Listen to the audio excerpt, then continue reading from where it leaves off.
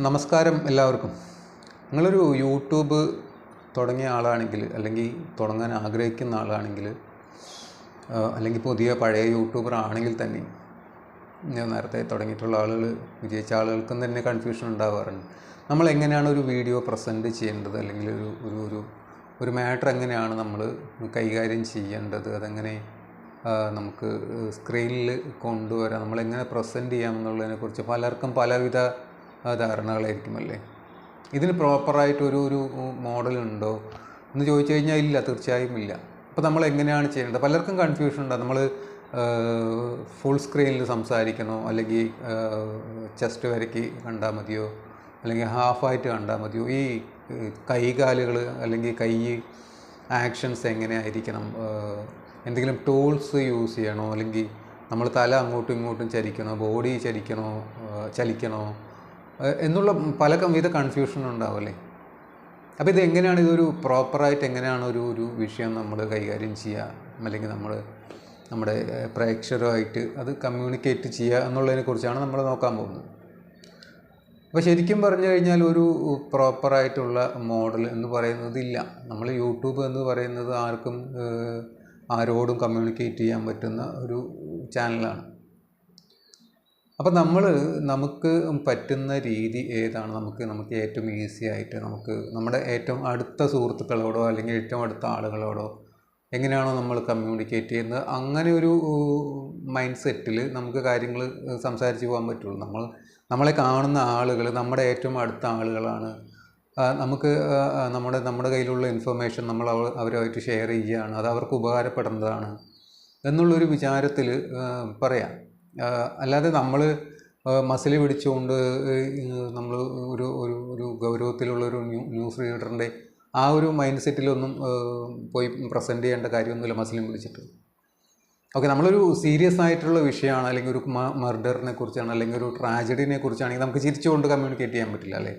നമ്മൾക്ക് സ്വാഭാവികമായിട്ട് നമുക്ക് ആ വിഷയം കൈകാര്യം ചെയ്യുമ്പോൾ നമ്മുടെ മുഖത്തും അല്ലെങ്കിൽ നമ്മുടെ ബോഡിയിൽ തന്നെയും അതിൻ്റെ ഒരു ഗൗരവം ഓട്ടോമാറ്റിക് വന്നോളും. അത് കേൾക്കുന്ന പ്രേക്ഷകനും അങ്ങനെ തന്നെ ആയിരിക്കും, അല്ലെങ്കിൽ പ്രേക്ഷിത ആരാണോ അവർക്ക്. അതുപോലെ തന്നെയാണ് നമ്മളൊരു തമാശ കലർന്ന ഒരു വിഷയമാണ് നമ്മൾ പ്രസൻറ്റ് ചെയ്യുന്നതെങ്കിൽ നമ്മുടെ മുഖത്ത് നമ്മുടെ പേശികളിലും ഓട്ടോമാറ്റിക്കായിട്ട് ആ ചിരിയുടെ സ്ഫുരണങ്ങൾ കാണും, നമ്മുടെ ചുണ്ട്, അതിനനുസരിച്ച് പുഞ്ചിരി വരും, തീർച്ചയായും വരും. അപ്പോൾ അതിലൂടെയും കമ്മ്യൂണിക്കേറ്റ് ചെയ്യാൻ പറ്റും. ഇപ്പോൾ നമ്മളൊരു കുട്ടികളുടെ വിഷയമാണ് നമുക്കൊരു കൗതുകമുള്ളൊരു വിഷയം കുട്ടികൾക്ക് വേണ്ടിയിട്ടാണ് ചെയ്യുന്നതെങ്കിൽ, അപ്പോൾ അതിനനുസരിച്ച് നമ്മുടെ ഭാവങ്ങളും അത്ഭുതങ്ങളും ഒക്കെ നമ്മുടെ മുഖത്ത് വിരിയിക്കേണ്ട പ്രത്യേകമായിട്ടുള്ള ആവശ്യങ്ങളുണ്ട്. അപ്പോൾ അതാണ് കുറച്ചുകൂടെ അട്രാക്റ്റീവ് ആകുക. നമ്മൾ കുറച്ചുകൂടെ അത്ഭുതപ്പെടുത്തി, അല്ലെങ്കിൽ അവർക്ക് എങ്ങനെയാണ് ക്യൂരിയസ് ആക്കിയിട്ട് കാര്യങ്ങൾ പറയാൻ, അവർക്ക് പിടിച്ചിരുത്താൻ എങ്ങനെ കുട്ടികളെ പറ്റുക എന്നുള്ളതിനെക്കുറിച്ച് അത്തരത്തിലാണ് നമുക്കത് പ്രസൻറ്റ് ചെയ്യാൻ പറ്റുക. അപ്പോൾ നിങ്ങൾക്ക് ഏറ്റവും അടുത്തുള്ള ആൾ, നമ്മളെല്ലാവരെയും തൃപ്തിപ്പെടുത്താൻ നമുക്ക് ചിലപ്പോൾ പറ്റിയെന്ന് വരില്ല. നമ്മൾ ഏറ്റവും അടുത്തുള്ള ആളുകൾ, നിങ്ങൾക്ക് ഏറ്റവും അടുപ്പമുള്ള ആളുകളായിട്ട് നിങ്ങളെങ്ങനെയാണോ നിങ്ങൾക്ക് അറിയാവുന്ന ഒരു വിഷയം, നിങ്ങൾക്ക് അറിയുന്ന ഒരു ഇൻഫർമേഷൻ നിങ്ങളെങ്ങനെയാണോ നിങ്ങളെ അടുത്ത ആളുകൾക്ക് അത് കൈമാറുക അല്ലെങ്കിൽ കമ്മ്യൂണിക്കേറ്റ് ചെയ്യുക എന്നുള്ളതിനെക്കുറിച്ച് മാത്രം ആലോചിക്കുക. നിങ്ങളുടെ വീഡിയോ കാണുന്ന ആളുകൾ നിങ്ങളുടെ ഏറ്റവും അടുത്ത ആളുകളാണ് എന്ന് തന്നെ വിശ്വസിക്കുക. കാണുന്നവരും അത്തരത്തിൽ അവർക്ക് ഇൻഫോർമേറ്റീവ് ആയിട്ടുള്ള വിഷയങ്ങൾ മാത്രമേ അവർ സെലക്ട് ചെയ്യുള്ളൂ. തമ്പനയിൽ കാര്യങ്ങളെല്ലാം നോക്കിയിട്ട് ഇതൊന്നും നോക്കണമല്ലോ എന്ന് കയറി വരുമ്പോൾ നമ്മളെ ഏറ്റവും അടുത്തുള്ള ഒരു അയൽവീട്ടുകാരൻ, അല്ലെങ്കിൽ അയൽവീട്ടത്തെ പയ്യൻ, അല്ലെങ്കിൽ അയൽവീട്ടത്തെ ഒരു പെൺകുട്ടി സംസാരിക്കുന്നു എന്ന വിചാരത്തിൽ അവർക്ക് കാണാൻ കഴിയണം. അല്ലാതെ നമ്മൾ കോട്ടും സൂട്ടൊക്കെ ഇട്ട് മസിലും പിടിച്ചിട്ട് നിന്നിട്ട് കാര്യമൊന്നുമില്ല. അങ്ങനെ നിന്ന് പ്രസൻറ്റ് ചെയ്യേണ്ട കാര്യമൊന്നുമില്ല. അങ്ങനെ കണ്ടൻറ് ഇല്ലാതെ അങ്ങനെ പ്രസൻറ്റ് ചെയ്തിട്ടും കാര്യമില്ല. അപ്പോൾ നമ്മൾ കണ്ടൻറ് ഉണ്ടെങ്കിൽ, നമുക്ക് ഇൻഫോർമേറ്റീവായ ഒരു കാര്യം ഉണ്ടെങ്കിൽ, നമ്മൾ കമ്മ്യൂണിക്കേറ്റ് ചെയ്യേണ്ട ഒരു കാര്യം ഉണ്ടെങ്കിൽ, അതൊരു ചർച്ചാ വിഷയമാണെങ്കിൽ, അവർക്ക് ആവശ്യമുള്ളതാണെങ്കിൽ തീർച്ചയായും അവരത് കാണും. നമ്മുടെ മോഡുലേഷൻ അവരെ മുഷിപ്പിക്കാത്ത രീതിയിലായാൽ മതി എന്ന് മാത്രം. നോക്കൂ, നമ്മൾ ഒരു വിഷയം കൈകാര്യം ചെയ്യുമ്പോൾ അവരെ മുഷിപ്പിക്കുന്ന രീതി, അതേതൊക്കെയായിരിക്കും മുഷിപ്പിക്കുന്ന രീതി? നമ്മൾ ചിരിച്ചുകൊണ്ട് പറയേണ്ട കാര്യം ചിലപ്പോൾ മസിൽ പിടിച്ചുകൊണ്ട് തന്നെ പറയും അല്ലേ.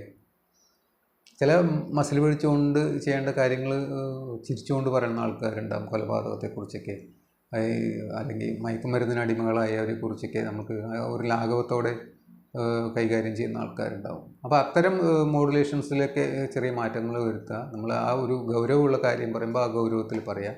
അല്ലെങ്കിൽ ഈസി ആയിട്ടുള്ള അല്ലെങ്കിൽ സിമ്പിളായിട്ടുള്ള അല്ലെങ്കിൽ തമാശ കലർന്ന വിഷയങ്ങളാണെങ്കിൽ അത് ആ രീതിയിൽ കൈകാര്യം ചെയ്യേണ്ട കാര്യമുള്ളൂ. അത്രയേ ഉള്ളൂ. അതല്ലാതെ വലിയ സീനൊന്നുമില്ല ഈ യൂട്യൂബ് പ്രസൻറ്റേഷൻ സംബന്ധിച്ച്.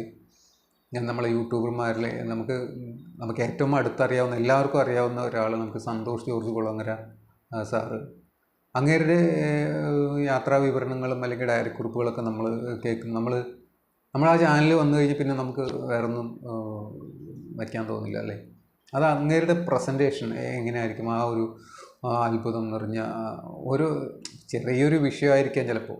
ആ വിഷയം തന്നെ മൂപ്പൊരു ഒരു നമ്മളെ അത്ഭുതപ്പെടുത്തുന്ന രീതിയിൽ, അല്ലെങ്കിൽ നമ്മൾ അതിലേക്ക് നമ്മളെ എങ്ങനെ കൊണ്ടെത്തിക്കാമെന്നുള്ള രീതിയിൽ അത് അങ്ങേര് പറഞ്ഞ് ഫലിപ്പിക്കുന്നത് നമ്മൾ ശ്രദ്ധിച്ചിട്ടില്ലേ. അപ്പോൾ അങ്ങനെയൊക്കെ ഉദാഹരണമായി എടുക്കാം. അങ്ങേര് എങ്ങനെയാണ് പ്രസൻറ്റ് ചെയ്യുക, അതുപോലെയുള്ള ഒരുപാട് ആളുകളുണ്ട് യൂട്യൂബർമാർ. അപ്പോൾ അത്തരം ആളുകളെ നമ്മൾ മോഡലായിട്ട് എടുക്കുക. അവരെങ്ങനെയാണ് പ്രസൻറ്റ് ചെയ്യുന്നത്, അവരെങ്ങനെയാണ് കമ്മ്യൂണിക്കേറ്റ് ചെയ്യുന്നത്, അവരെങ്ങനെയാണ് ഒരു കാര്യത്തെ കൈകാര്യം ചെയ്യുന്നത്, എല്ലാ കാര്യങ്ങളും അവരിൽ നിന്ന് ചില ടിപ്സുകൾക്ക്. എല്ലാവർക്കും സന്തോഷ് ജോർജ് കുളങ്ങരെ പോലെ പ്രസൻറ്റ് ചെയ്യാൻ പറ്റണമെന്നില്ല. ചില ടിപ്സുകൾ നമുക്ക് അതിൽ നിന്ന് എല്ലാവരിൽ നിന്നും എടുക്കാനുണ്ടാവും. അപ്പോൾ അത്തരം കാര്യങ്ങളൊക്കെ ശ്രദ്ധിച്ചുകൊണ്ട് നിങ്ങളൊരു വിഷയത്തെ കൈകാര്യം ചെയ്യുകയാണെങ്കിൽ തീർച്ചയായും നിങ്ങളുടെ പ്രേക്ഷകർ നിങ്ങളുമായിട്ട് തീർച്ചയായും അവർ ഒത്തുപോകുന്നവരായിരിക്കും.